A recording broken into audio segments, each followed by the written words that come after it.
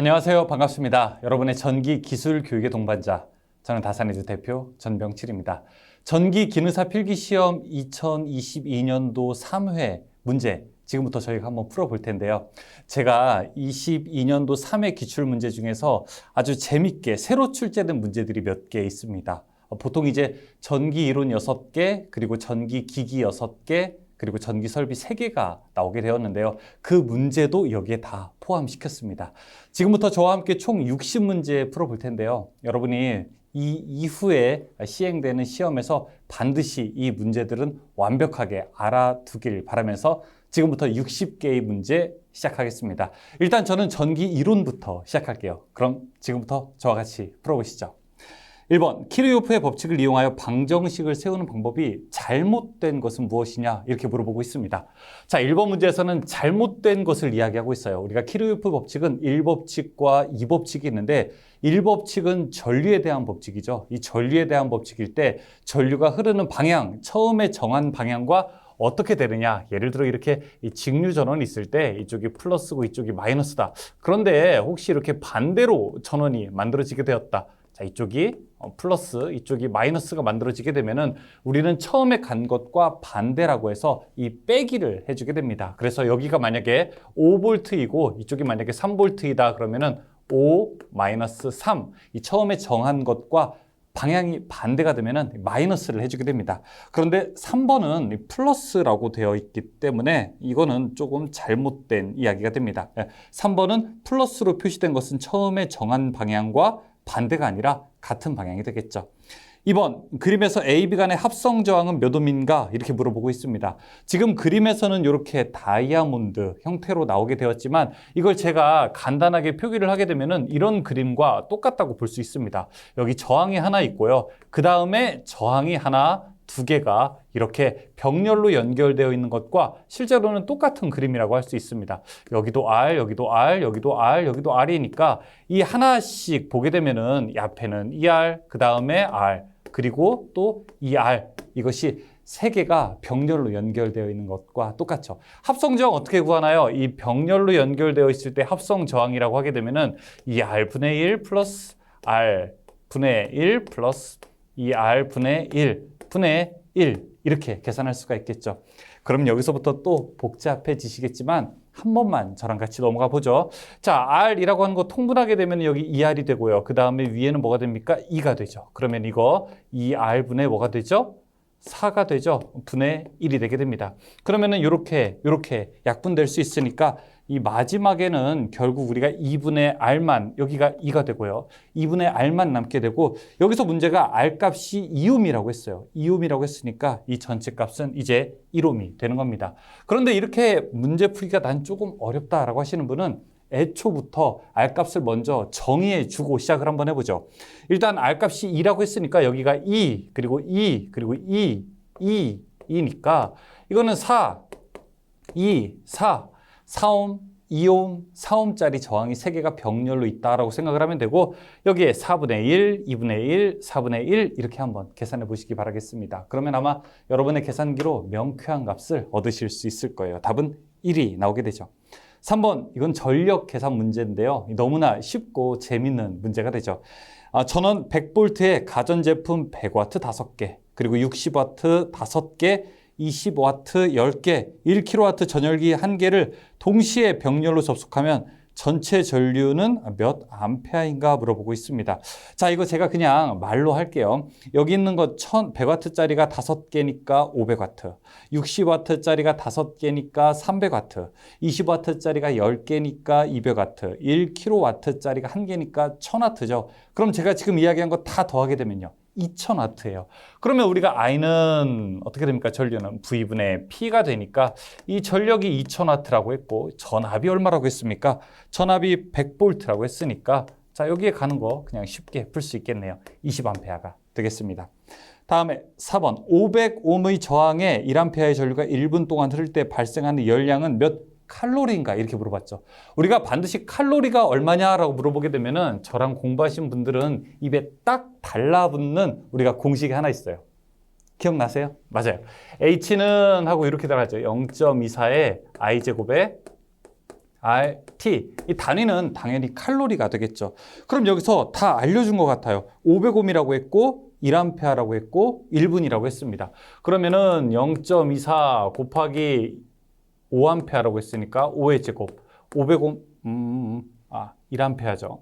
1A, 그 다음에 500옴, 그 다음에 1분인데 시간은 반드시 초로 나타나게 되니까 자, 이거 그대로 풀어보게 되면 됩니다. 그렇게 되면은 아마 7200 나오게 될 겁니다. 자, 5번. 두 금속을 접속하여 여기에 전류를 흘리면 줄열 외에 그 점에서 열의 발생 또는 흡수가 일어나는 현상을 무엇이라고 하게 되느냐. 우리가 두 금속을 가지고 이야기하는 현상이 몇 개 있게 되는데 꼭 알아둬야 될 거는 제백 효과와 펠티의 효과죠. 일단 여기서는 두 개를 접속한 다음에 전류를 흘렸다고 하죠. 그럴 때 열의 발생 또는 흡수, 그러니까 열의 변화가 발생되게 된 건데 이런 건 우리가 펠티의 효과라고 하게 되죠. 그런데 이제 열을 발생시켰는데 전기가 만들어졌다. 그렇게 되면 우리가 제백 효과라고 볼 수 있는 거고요. 여기서는 펠티의 효과, 이걸 가지고 우리가 전자냉장고에 이용하게 되죠. 답은 4번이 됩니다.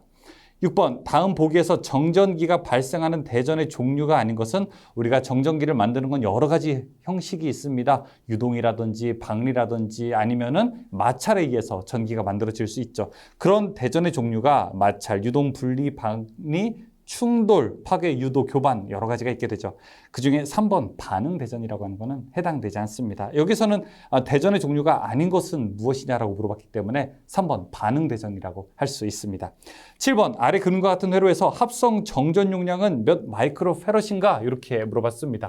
자, 지금 커패시터가 하나, 두 개가 이렇게 직렬로 연결되어 있고 자, 또 하나가 이렇게 병렬로 연결이 되어 있습니다. 이때 합성 정전 용량이 얼마냐 물어봤는데 각각의 값이 4페럿, 4마이크로페럿, 4마이크로페럿이라고 합니다. 일단 직렬로 되어 있는 거 먼저 계산해 볼까요? 이거 직렬로 하게 되면은 합분의 곱 계산할 수 있으니까 얼마가 됩니까? 2가 되죠. 그러면 이제 2짜리와 4짜리가 병렬로 있으니까 이 두 개를 단순하게 더하면은 문제가 풀리게 될 겁니다. 답은 2번. 6 마이크로페럿이 되죠. 8번 자기 저항은 자기 회로의 길이에 땡땡하고 자로의 단면적과 투자율의 곱에 땡땡한다. 여기 괄호에 들어갈 알맞은 말을 우리가 고르고 있습니다. 이 자기 회로에서의 우리가 저항이라고 하는 것, 자기 저항이라고 하는 것은 어떻게 되느냐? 이 식이 있죠. 뮤 S분의 L. 투자율에는 반비례하고 그다음에 단면적에도 반비례하고 길이에는 비례하게 되죠. 그래서 우리가 보통 자기 저항을 작게 하게 하려면 어떻게 해야 됩니까? 면적을 보통 이제 크게 하거나 아니면 투자율이 큰 물질을 사용하게 되는 거죠. 당연히 이제 길이는 작게 만들게 되고요. 그래서 이 자기 저항이라고 하는 것은 자기 회로의 길이에는 어떻게 되게 됩니까? 비례하게 되고요. 그 다음에 자로의 단면적과 투자율의 곱에는 반비례하게 됩니다. 답은 1번이 되겠습니다.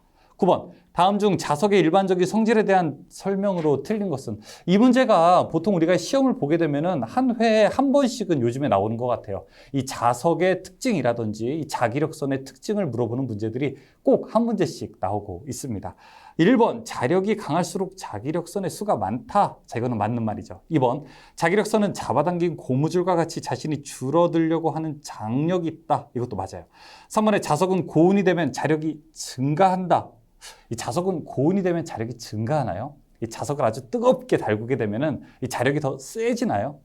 그렇지 않죠. 오히려 더 감소하게 됩니다. 그래서 이거는 틀린 말이 되는 거죠. 이 자력은 고온이 되면 자력이 감소하게 됩니다. 자석은요. 답은 3번이 됩니다. 10번, 자석 밀도가 2웨버/터 제곱미터인 평등 자기장에 자기장과 30도의 방향으로 길이 0.5m인 도체에 8A의 전류가 흐를 때 전자력은 어떻게 되는가? 우리가 자기장에 놓여 있는 도체에 걸리는 그 힘, F를 계산하는 것이 바로 이 문제죠. 여러 가지 이야기가 나왔는데 사실 여기 있는 거 다 그냥 곱해주면 돼요. 식으로 나타내면 이렇게 되죠. BIL, 그 다음에 sin 세타.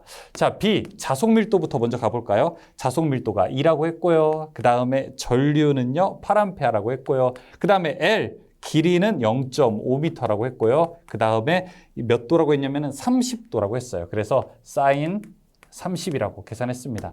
이거 한번 쭉 계산해 보세요, 여러분. 그럼 아마 4 나오게 될 겁니다. 단위는 당연히 힘의 단위니까 뉴턴을 사용하겠죠. 답은 4가 됩니다. 11번, 다음 그림과 같이 평행한 두 도체에 같은 방향의 전류가 흘렀을 때 두 도체 사이에 작용하는 힘은 어떻게 되는가 물어보고 있습니다. 지금 딱 보더라도 이 두 도체가 같은 방향으로 전류가 흐르고 있다는 것을 여기서 표현해주고 있죠. 자, 이렇게 두 도체의 같은 방향으로 전류가 흐를 때 이 두 도체는 서로 밀어낼까요? 아니면 잡아당길까요? 밀어낼까요? 아니면 잡아당길까요? 맞아요. 잡아당기게 되죠. 잡아당기는 힘을 우리가 무엇이라고 하죠? 흡인력이라고 이야기하죠. 답은 3번 흡인력이 됩니다. 12번 플레밍의 왼손 법칙에서 엄지손가락이 뜻하는 것은 무엇인가? 여기서 왼손에서 도, 자, 기 이렇게 이야기했었죠. 도체의 방향, 자기장의 방향, 그리고 기전력의 방향 이해라고 했으니까 지금 보시게 되면은 엄지라고 했으니까 엄은 도체의 방향, 즉 힘이 미치는 방향이 됩니다. 답은 2번이 되죠. 13번 환상 솔레노이드 외부 자기장의 세기가 얼만큼이 되는가 물어보고 있습니다. 환상 솔레노이드라고 물어보게 되면 우리가 외부의 자기장은 이렇게 계산할 수 있어요.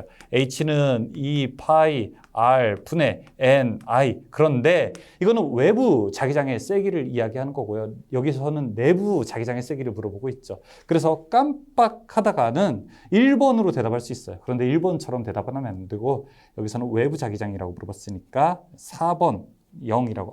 여기 내부 자기장이고 그 다음에 4번 0으로 대답할 수 있습니다. 14번 자체 인덕턴스가 0.01 헨리인 코일에 100V 60Hz 사인파 전압을 가할 때 유도 리액턴스가 얼만큼이 되는가 물어보고 있습니다. 14번 유도 리액턴스 XL이라고 하는 것은 오메가 L이죠. 오메가 L은 2 파이 FL이 되죠. 그러면은 자 이거 그대로 하나씩 집어 넣으면은 또 문제 술술 풀릴 수가 있습니다. 2 곱하기 파이 3.14 곱하기 여기 주파수가 얼마라고 했냐면요.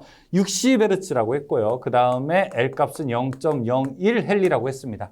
당연히 주어진 전압은 쓸데가 없는, 필요 없는 보기가 되는 겁니다. 그래서 문제 풀 때 사실 이런 게 어려운 거예요. 여기서 주어져 있는 것 중에서 어떤 게 필요하고 어떤 게 필요가 없는지를 구분하는 것이 사실은 좀처럼 공부를 해서는 골라내기가 어렵죠. 자, 답은 여기서 3.775이 되고요. 답은 1번이 됩니다. 15번, 자, V는 100 루트의 사인 120 파이 t 플러스 6분의 파이. 말로 하지만 여러분은 이 내용을 보시게 되면은 한번 쭉 식을 순식값 보게 되면 알 수 있을 거예요. I는 100 사인 120 파이 t 플러스 3분의 파이인 경우 전류는 전압보다 위상이 어떻게 되느냐 이렇게 물어보고 있습니다. 15번 문제는 일단 제가 전압을 위상만 표기해 볼게요. 전압의 순식값이 있는데 전압이 어쩌고 저쩌고 6분의 파이라고 되어 있고요. 그 다음에 전류는 어쩌고 저쩌고 한 다음에 3분의 파이라고 되어 있습니다. 6분의 파이라고 하는 것은 우리가 호도법으로 나타내는 거기 때문에 각도법으로 계산하게 되면 몇 도가 되죠? 파이가 얼마죠? 180이죠. 나누기 6 하게 되면 이거는 30도 앞선다는 거고, 자 이거는요 60도 앞선다는 거죠. 그러니까 전류는 어떤 기준보다 60도 앞서고 전압은 어떤 기준보다 30도 앞서게 됩니다. 그럼 이때 전류는 전압보다 위상이 어떻게 됩니까? 전류는 전압보다 위상이 어떻게 돼요? 30도 더 앞서게 되죠. 그렇죠? 그러면 답은 1번으로 대답할 수 있겠습니다. 16번 그림의 회로에서 전압 100V의 교류 전압이 가했을 때 전력은 어떻게 되는가? 자, 그런데 전력이라고 물어봤는데 유효전력, 무효전력, 피상전력 어떤 전력인지 이 문제에서는 정확하게 주어지지 않았어요. 하지만 우리는 보기를 보면은 알 수가 있죠. 이 보기에서는 모두 다 와트로 표현하고 있습니다. 와트로 표현하고 있기 때문에 우리는 유효전력을 구하는 거구나. 이 유효전력은 어디에서 소비된 전력입니까? 저항에서 소비된 전력이라고 하는 걸 알 수가 있죠. 그러니까 우리는 저항에서 소비된 전력만 계산하면 되겠죠. 이 저항에서 소비된 전력 계산하니까 이 전류값의 제곱에다가 저항값 집어넣으면 되겠네요. 그러면 여기 흐르는 전체 전류는 얼마냐? 전류는 교류에서 임피던스분의 V가 되는 거잖아요. 그러면은 임피던스분의 V를 계산하고 여기에 제곱에다가 저항 R값을 넣어준 것과 또 똑같다고 할 수 있겠네요. 임피던스가 얼마입니까? 8이니까 10분의 전압이 얼마냐면은 100 했으니까 이거는 이제 전류는 10이 나오겠네요. 10의 제곱 곱하기 저항은 여기 지금 딱 그림에서 보게 되면 몇 옴이라고 되어 있습니까? 6옴이라고 되어 있죠. 그러면은 100 곱하기 6이니까 우리가 600와트라고 대답을 할 수 있겠고 그 답은 4번이라고 놓을 수 있겠네요. 17번 다음 중 무효전력의 단위는 어느 것인가? 피상전력의 단위는 볼트, 암페어, 유효전력의 단위는 와트, 무효전력의 단위는 바르가 되죠. 답은 2번 바르입니다. 18번 전원과 부하가 다 같이 델타 결선된 삼상 평형회로가 있다. 상전압이 200V, 부하 임피던스가 우리가 6 플러스 J8옴인 경우 선전류는 몇 암페아인가 물어보겠습니다. 자, 그런데 우리가 선전류와 상전류를 우리가 이 델타 결선에서 이해할 필요가 있게 되는데요. 선전류가 큽니까? 상전류가 큽니까? 아니면 똑같습니까? 이 선전류라고 하는 것은 델타 결선에서 선전류는 루트 3배 어디에다가 상전류에다가 루트 3배 한 것과 똑같죠. 그러니까 우리가 상전류를 먼저 구하고 여기다가 루트 3배 하게 되면 선전류를 알 수 있게 되는 겁니다. 일단 임피던스가 6 플러스 J8, 10옴이라고 했으니까 이때 상전압이 200V니까 우리가 상전류 IP라고 할게요. IP는 쉽게 구할 수가 있어요. IP는 임피던스 분의 V 하게 되면은 10분의 200 계산해서 몇 암페어? 20암페어라고 하는 걸 알 수 있습니다.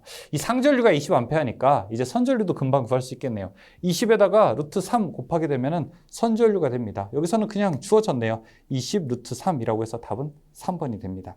19번 비정연파를 여러 개의 정연파의 합으로 표시하는 방법은 이걸 우리가 풀이의 분석, 풀이의 급수 이렇게도 표현하게 됩니다. 답은 3번. 20번 교류의 파형률이란 무엇인가? 파형률. 자, 저랑 공부하신 분들은 잊으시면 정말 안 돼요. 형. 무슨 형이라고 했었죠? 무슨 형? 효균이 형.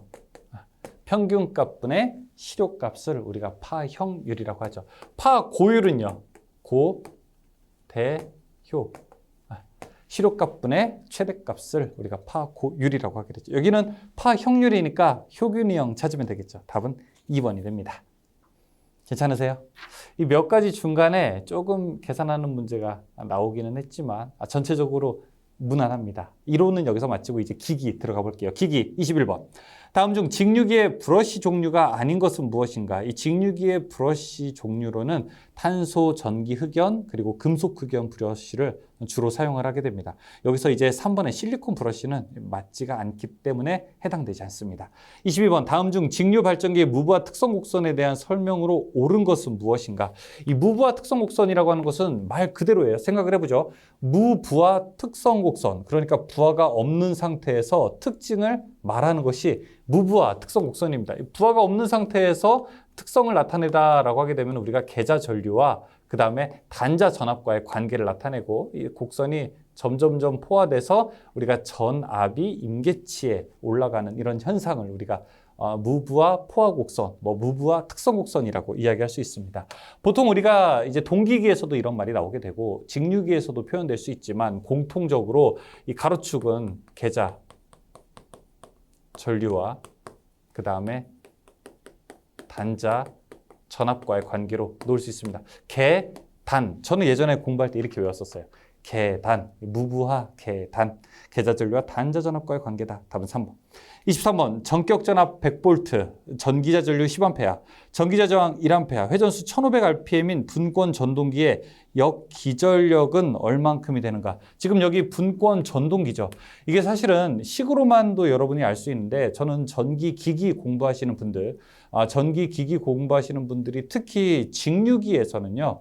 이 직권, 그 다음에 분권, 그 다음에 타여자라든지 아니면 복권 이런 것들 모두 다 회로로 표현할 수 있어야 된다고 생각을 합니다. 그래야 공부하기가 쉬워요. 이걸 단순하게 우리가 식으로만 모두 다 암기하려고 하면은 좀 쉽지는 않습니다. 자, 여기서는 분권 전동기라고 이야기를 했습니다. 분권 한번 이렇게 전동기를 한번 쭉 그려볼게요. 그러면은 계자가 있고,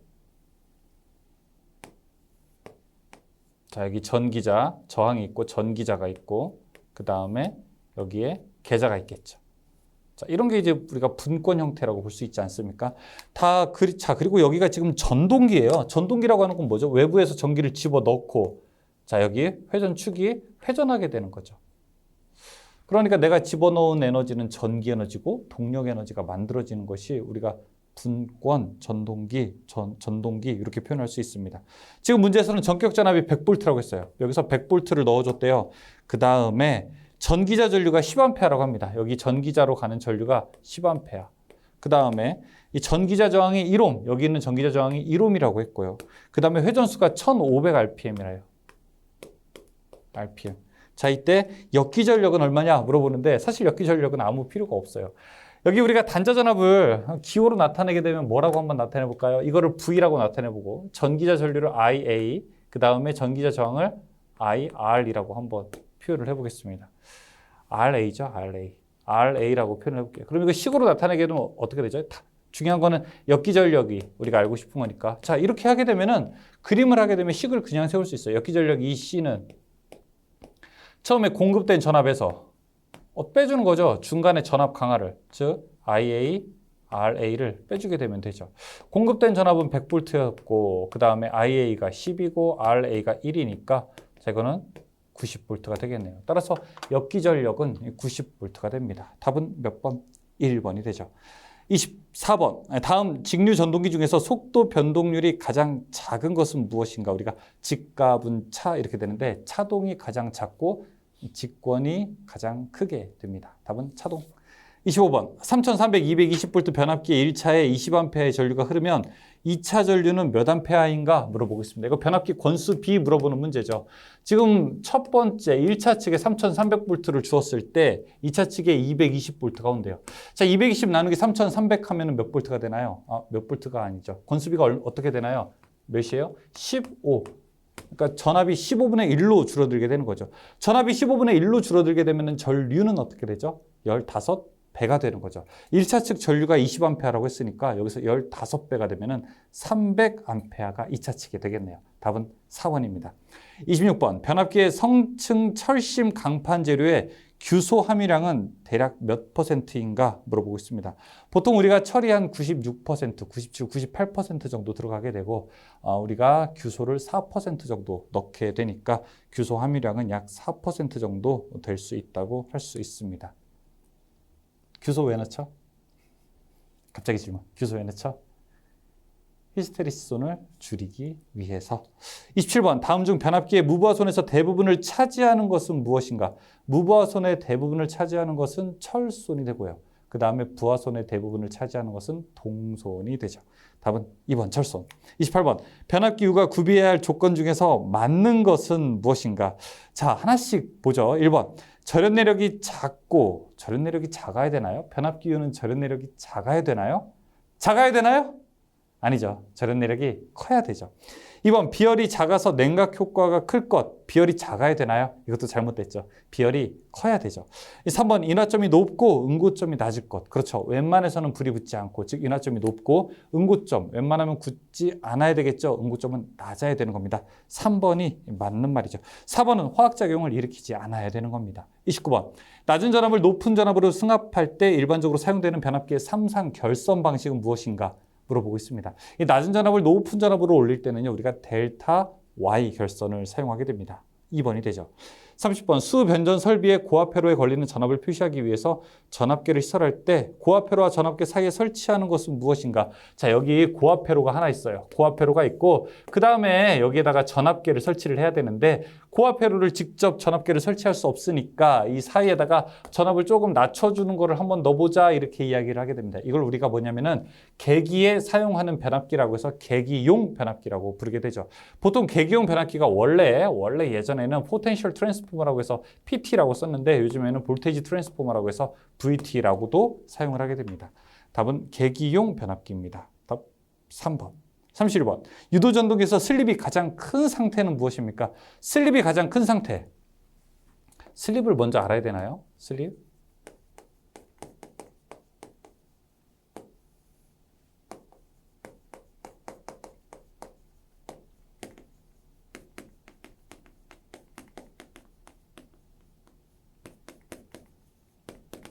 이 슬립이 동기속도분의 동기속도 마이너스 회전자 속도죠. 슬립이 1이라고 하는 경우는 뭘까요?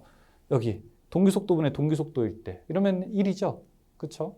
자, 그러면은 1일 때는 회전자 속도가 0일 때, 즉 회전자가 돌지 않을 때가 슬립이 가장 큰 상태로 볼 수 있죠.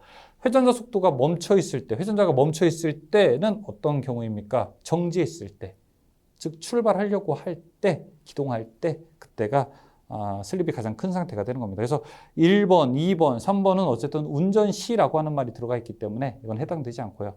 4번 기동 시라고 하는 말이 해당되겠습니다. 답은 4번이죠. 출발하려고 할 때는 정지해 있는 거예요. 그렇죠? 여러분 이게 좀 어려운데 기동시면은 출발하려고 할 때이기 때문에 정지해 있다는 거예요. 친구랑 약속했는데 친구가 야 어디야? 라고 하는데 친구가 출발하려고 해 전화하는데 그럼 뭐예요? 출발 안 했다는 거죠. 아직 정지해 있다는 거죠. 똑같은 말입니다. 이게 조금 말이 어렵기는 한데 헷갈릴 수 있는데 여러분이 한번 저한테 들었으니까 이제 틀릴 일은 없을 거예요.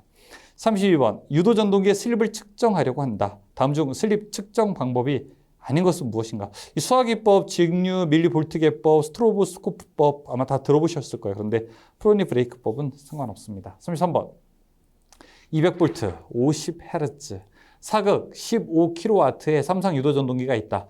전 부하일 때 회전수가 1320rpm이면 2차 효율은 어떻게 되는가? 2차 효율은요. 2차 효율은 1에서 슬립 빼면 돼요. 1에서 슬립 빼면 돼요. 그럼 슬립을 알아야 되겠죠? 슬립을 알려면요. 동기속도를 알아야 돼요. 그래서 이 문제는 동기속도부터 계산을 합니다. 동기속도는 어떻게 계산합니까? P분의 120F죠. 자, 여기 이제 극수와 주파수 알면 되겠죠? 극수가 사극이고 주파수가 60이라고 하게 되면은 이거 얼마가 됩니까? 사극 주파수 60Hz가 아니라 문제에서는 50Hz로 주어졌네요. 50Hz라고 하게 되면 1500rpm이죠. 1500rpm인데 지금 회전수가 1320이라고 했으니까 슬립 구할 수 있겠죠. 슬립은 그러면은 1500분의 1500 마이너스 1320 이렇게 계산하게 되면은 0.12 이렇게 나올 겁니다. 그러면 1에서 0.12 빼게 되면은 0.88 88%가 효율이 되겠네요. 답은 2번이 됩니다. 34번 동기발전기의 무브와 포악선에 대한 설명으로 옳은 것은 무엇이냐? 이거 아까 이제 이야기한 계단, 그거 그대로 가면 됩니다. 계단, 계좌전류와 단자전압과의 관계다. 4번이죠. 35번 단락비가 큰 동기발전기를 설명하는 일 중에서 틀린 것은 무엇인가? 단락비가 크다라고 하는 것은 전기적으로 우리가 유리한 상태를 이야기하게 되는 겁니다. 퍼센트 임피던스가 작고 전기자 반작용도 작고 전압 변동률도 작게 되죠. 대신 이제 기계적으로는 기계가 조금 이제 크고 공극이 크고 뭐 이런 단점들도 있게 되는 겁니다. 근데 여기서 지금 틀린 거를 찾아라 라고 물어봤으니까 1번 임피던스가 작다. 이건 맞아요. 2번 단락 전류가 크다. 단락 전류가 커야 단락비가 당연히 큰 것이 되는 것이죠. 3번 전기자 반작용이 크다. 전기자 반작용은 작게 되는 겁니다. 그래서 3번이 잘못된 거라고 할 수 있습니다. 26번 두 대의 동기발전기 A, B가 병렬 운전하고 있을 때 A기의 여자 전류를 증가시키면 어떻게 되는가 물어보고 있습니다. 이 동기발전기 두 개를 병렬로 연결시키고 있대요. 이렇게 A와 그 다음에 B기가 병렬로 연결되고 있다고 합니다. 이때 문제는 뭐냐면은 A기의 여자를 증가시켰다. 즉 여자 전류를 더 크게 했다는 거죠. 여자 전류를 더 크게 하게 되면은 A, 전류가 올라가게 된 것의 역률은 더 작아지게 되고요. 다른 발전기의 역률이 높아지게 됩니다. 그래서 이것의 역률이 더 낮아지게 되고요. B의 역률이 더 올라가게 됩니다. 그래서 A는 낮아지고 B는 올라간다. 그렇게 대답을 할 수 있습니다. 1번이 답이 되겠죠. 37번 단락비가 1.2인 동기발전기의 퍼센트 동기 임피던스는 약 몇 퍼센트인가 물어보고 있습니다. 퍼센트 동기 임피던스라고 하는 것은 어떻게 될까요? 우리가 단락비 분의 100 이렇게도 놓을 수 있어요. 왜냐하면은 단락비라고 하는 게 퍼센트 임피던스 분의 100이 되니까요. 그러면 여기서 지금 단락비가 1.2라고 했으니까 여기다가 1.2분의 100 이렇게 넣어주면 되겠네요. 그렇죠? 그러면 어떻게 됩니까? 83%가 되겠네요. 38번 PN 접합 다이오드의 대표적인 작용으로 옳은 것은 무엇이냐? 우리가 다이오드를 대표적으로 어느 작용할 때 쓰게 되는 겁니까? PN 접합 다이오드는 일방성이 있는 거죠. 한쪽으로 가면은 흐르고 이 반대편으로 걸어졌을 때는 흐르지 않고, 그러니까 이 정방향 전압을 걸었을 때는 도통하게 되고 역방향 전압을 걸었을 때는 불통하게 되는 것이 바로 PN 접합 다이오드의 대표적인 특징이죠. 그런 특징을 이용해서 만드는 것이 바로 정류기죠. 그러니까 교류를 직류로 바꾸는 거죠. 대표적인 작용은 우리가 정류 작용이라고 놓을 수 있습니다. 답은 1번이죠. 39번 트라이액의 기호가 어떻게 됩니까? 트라이액 끝부분이 뭐라고 끝나죠? 우리가 AC로 끝나게 되죠. 트라이액 AC로 끝나게 되면 양방향으로 전류를 흐를 수 있게 되는 겁니다. 양방향으로 전류를 흐를 수 있게 되는 거. 1번도 양방향이지만 1번은 단자가 두 개인 다이액이 되는 거고요. 3번이 바로 트라이액의 기호가 됩니다. 40번 단상 반파 정류 회로의 전원 전압이 200V, 부하 저항이 10ohm이면 부하 전류는 약 몇 암페어가 되는가 물어보고 있습니다. 단상 반파라고 했어요. 우리가 정류 전압 한번 볼까요? 단상이 있고 그 다음에 삼상이 있죠. 여기 반파가 있고 그 다음에 전파가 있죠. 단상 반파일 때는 입력한 것의 몇 퍼센트가 출력이 됩니까? 0.45. 그 다음에 단상 전파일 때는 0.9. 삼상 반파일 때는 1.17. 삼상 전파일 때는 1.35가 출력이 되죠. 지금 문제는 단상 반파라고 했으니까 여기에 해당되죠. 지금 200V를 넣었다고 하니까 200 곱하기 0.45 하게 되면은 이거 얼마가 되죠? 90V가 되나요? 그러면 흐르는 전류는 90V, 저항이 15V니까 I는 R분의 V 하게 되면 9V가 9A가 되겠네요. 답은 2번. 네. 다음에는 전기, 설비 가보겠습니다. 여기까지 이제 기기 풀었는데 기기에서도 여러분이 꼭 알아두셔야 되는 것은 이런 슬립 문제라든지 동기 속도 문제들, 그 다음에 직류 전동기의 직권, 분권 이렇게 관련된 문제들도 꼭 알아두시기 바라겠습니다. 설비도 20문제 준비했는데 설비는 뭐 금방 끝나죠. 우리가 암기해야 될 게 많아서 한번 가보겠습니다. 1번, 41번. 전선의 접속 방법 중에서 트위스트 접속의 용도는 무엇인가 물어보고 있습니다. 이 트위스트 접속과 브리타니아 접속, 크게 우리가 단선의 접속을 두 개로 나누고 있는데 트위스트 접속은 2.6mm 이하의 가는 전선, 그 다음에 브리타니아 접속은 3.2mm 이상의 굵은 전선에 사용을 하게 되죠. 지금은 트위스트 접속의 용도를 물어봤으니까 우리가 2.6mm 이하의 가는 단선의 접속에 사용된다 이렇게 대답을 할 수가 있습니다.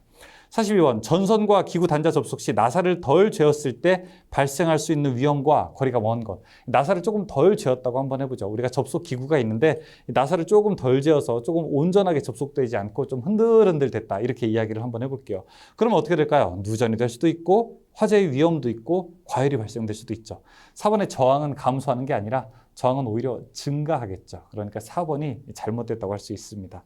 43번, 전선 두 가닥의 쥐꼬리 접속 시 두 개의 선은 약 몇 도 각도로 벌려야 하는가? 이 쥐꼬리 접속을 할 때는 전선 두 개를 벌린 다음에 이 두 개를 적정하게 이제 꼬아 주어야 되는데 이렇게 두 개 꼰 우리가 각도가 90도가 되어야 됩니다. 90도가 된 상태에서 전선을 꼬아 주어야 우리가 쥐꼬리 접속이 온전하게 될 수가 있겠죠.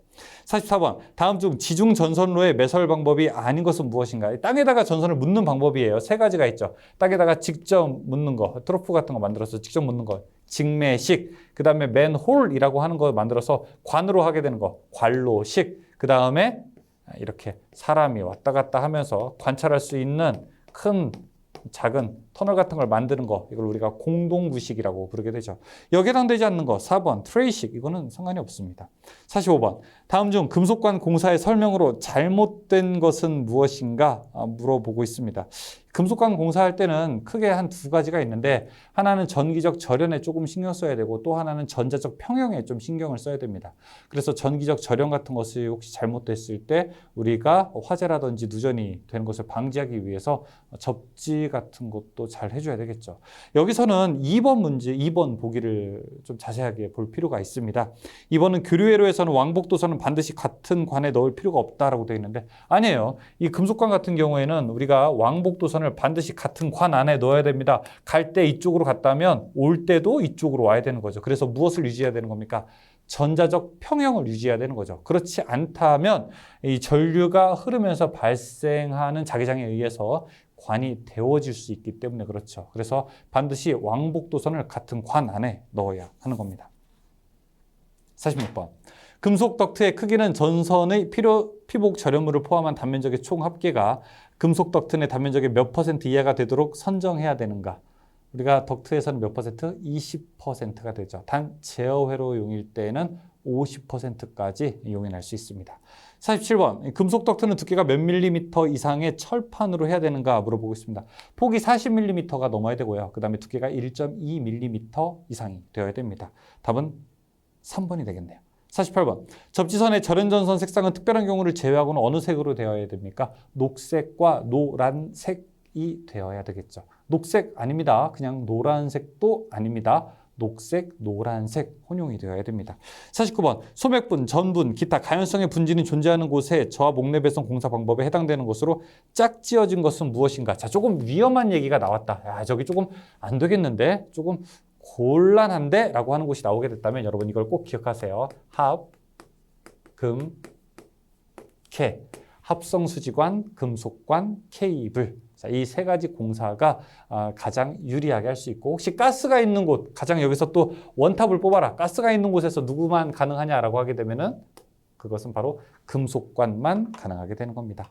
답은 그래서 4번 케이블 금속관 합성 수지관이 됩니다. 50번 화약고 등 위험 장소의 배선 공사에서 전로의 대지 전압은 몇 볼트 이하로 하도록 되어 있는가 물어봅니다. 화약 저장하는 곳 얼마죠? 300볼트. 그 다음에 무대 조명기구가 있는 곳 이런 곳은 400볼트로 우리가 전압을 제한하고 있죠. 답은 300볼트가 됩니다. 51번 일반적으로 분기회로의 개폐기 및 과전류 차단기는 저하 목내 간선과의 분기점에서 전선의 길이가 몇 미터 이하의 곳에 시설해야 되는가 물어보고 있습니다. 일반적으로 이렇게 간선에서 분기회로가 만들어지게 되었다면 보통에는 여기서 몇 미터 이내에 차단기를 설치하도록 되어 있습니까? 3미터 이내에 차단기를 설치하도록 되어 있죠. 답은 1번 3미터가 됩니다. 52번 지중해 매설되어 있는 금속재 수도관로는 접지공사의 접지극으로 사용할 수 있죠. 이때 수도관로는 대지와의 접지 저항치가 얼마 이하여야 합니까? 접지 저항의 몇 옴? 3옴 이하인 수도관로를 우리가 접지 도체로 사용할 수가 있게 되는 겁니다. 접지극으로 사용할 수가 있죠. 53번 다음 중 접지공사를 반드시 하지 않아도 되는 것은 한번 이거는 쭉 여러분 읽어 보셔야 하는데 자 여기에서 우리가 어느 경우에 접지공사를 하지 않아도 되는가 3번만 제가 이야기할게요.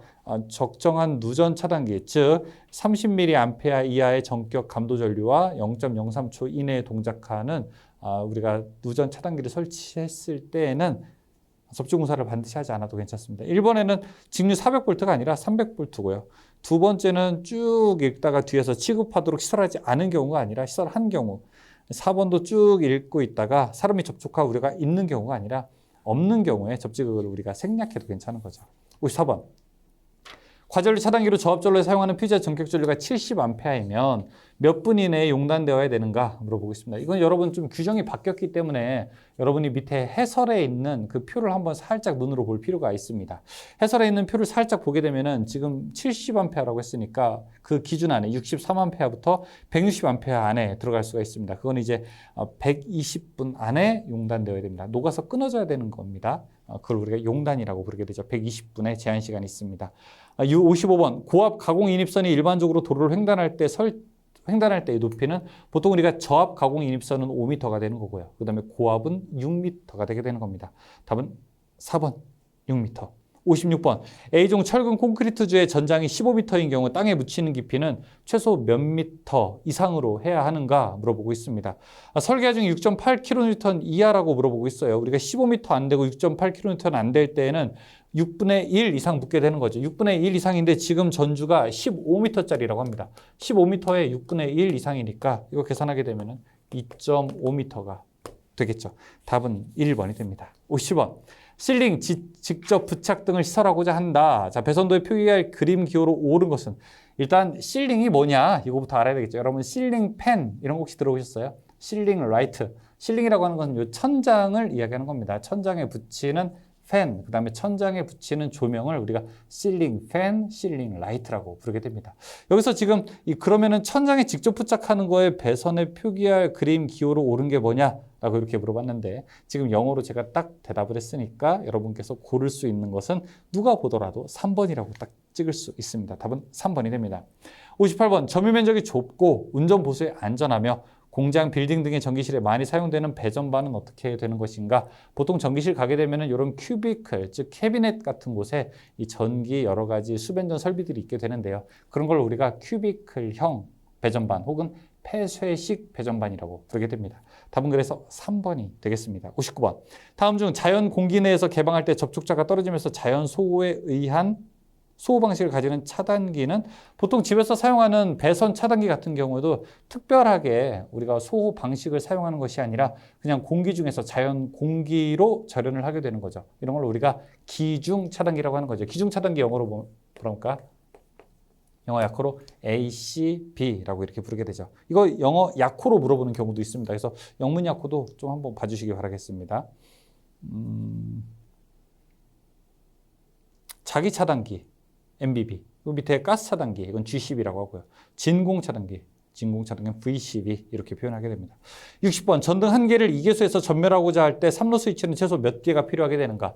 3로 스위치를 어떻게 이용하게 됩니까? 자, 이렇게 스위치가 하나, 그 다음에 연락선이 있고, 그 다음에 또 스위치가 또 하나 있는 상태에서 램프를 다시 전원으로 연결하게 되면은 S3-1 삼로 스위치 하나, S3-2 삼로 스위치 두 개로 우리가 전등 하나를 2개소 제어할 수 있게 되는 거죠. 그래서 2개소에서 제어하고자 한다라고 하게 되면 삼로 스위치가 이렇게 두 개 필요하고, 만약에 3개소에서 하고 싶다라고 하게 되면은 이 사이에다가 4로 스위치를 넣게 되면 되는 겁니다. 그래서 이 문제에서는 삼로 스위치가 두 개 있으면 된다라고 대답을 할 수가 있죠. 답은 그래서 60번에 3번이 됩니다. 자, 여기까지 저는 이제 22년도 3회에 출제된 전기기능사 문제 60개를 한번 풀어봤습니다. 어떠세요? 괜찮으세요? 처음에 여러분이 이 문제 보셨을 때는 조금 낯선 문제들도 좀 몇 개 있을 수 있고, 수학적으로 조금 골치 아픈 문제도 서너 개 있을 수 있습니다. 그런데 여러분이 다시 한번 이렇게 문제지를 천천히 이렇게 읽어 나가시면은 아마 2번, 3번 정도 보게 되면 여기 있는 문제 한두 개 빼고는 아마 확실하게 더 맞추실 수 있을걸요. 그래서 여러분이 꼭 시험 보시기 전에 마지막으로 총 정리할 때는 관련도 문제 잘 보시면서 여러분의 마지막 전투로 가는 최종 점검을 잘 마치시기 바라겠습니다. 저는 여기까지 설명드리고요. 여러분 시험에 꼭 좋은 결과가 있기를 바라겠습니다. 고맙습니다.